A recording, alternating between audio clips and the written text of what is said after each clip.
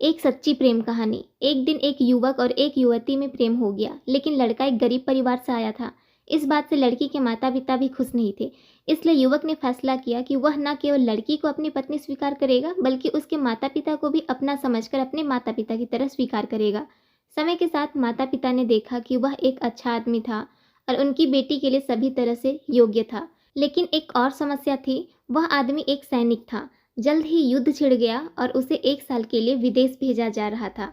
उसके जाने से 1 सप्ताह पहले आदमी ने अपने घुटने के बल बैठकर अपनी प्रेमिका से पूछा, मुझसे शादी करोगी? प्रेमिका की आंखों में खुशी के आंसू आ गए।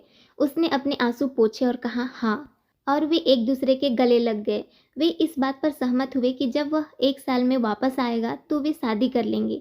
लेकिन एक बड़ी त्रासदी हुई। उसके जाने के कुछ दिनों बाद लड़की का एक बड़ा एक्सीडेंट हो गया।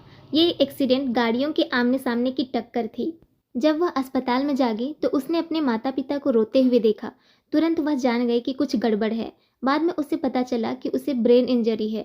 उसके चेहरे की मांसपेशियों को नियंत्रित करने वाले उसके मस्तिष्क का एक हिस्सा क्षतिग्रस्त हो गया था। उसका कभी सुंदर और प्यारा दिखने वाला चेहरा अब विकृत हो गया था। खुद को आईने में देख वह रो पड़ी। कल मैं सुंदर थी, एक परी जैसी थी। आज मैं एक राक्षस हूँ। उसका शरीर भी बहुत सारे बदसूरत घावों से भरा हुआ था।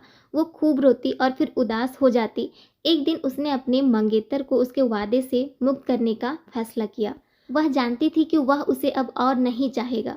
वह उसके बारे में भूल जाना चाहती थी और उसे फिर कभी नहीं उसका सामना करना चाहती थी। 1 साल तक सिपाही ने कई पत्र लिखे, लेकिन उसने जवाब नहीं दिया। उसने उसे कई बार फ़ोन किया, लेकिन उसने कॉल रिसीव नहीं किया। हालांकि वो ऐसा नहीं करना चाहती थी, पर वो मजबूर थी। 1 साल बीत गया। एक दिन अचानक माँ उसके कमरे में चली गई और उसे बताया कि वह युद्ध से वापस आ गया है। लड़की चिल्लाई, नहीं, कृपया उसे मेरे बारे में मत बताइए। उसे मत बताना कि मैं यहाँ हूँ। माँ ने कहा उसकी शादी हो रही है और उसने तुम्हें अपनी शादी का निमंत्रण भेजा है।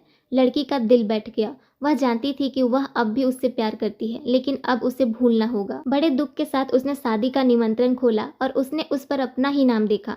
उसे कुछ भी समझ नहीं आ रहा था। उलझन में उसने पूछा, यह क्या है? तभी युवक फूल का गुलदस्ता लेकर उसके कमरे में दाखिला हुआ। वह उसके पास घुटने टेक कर बैठ गया और पूछा, क्या तुम मुझसे शादी करोगी?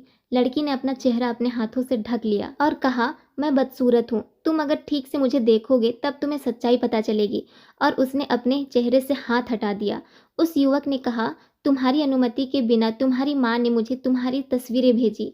जब मैंने वो तस्वीरें देखी तो मुझे एहसास हुआ कि कुछ भी नहीं बदला। तुम अब भी वही हो जिससे मुझे प्यार हुआ था। तुम अब भी पहले की तरह ही खूबसूरत हो, क्योंकि मुझे तुमसे प्यार है। दोस्तों, अक्सर लोग ऐसी बातें करते हुए पाए जाते हैं कि प्रेम अंधा होता है। सच्चा प्यार शरीर से नहीं, आत्मा से किया जाता है।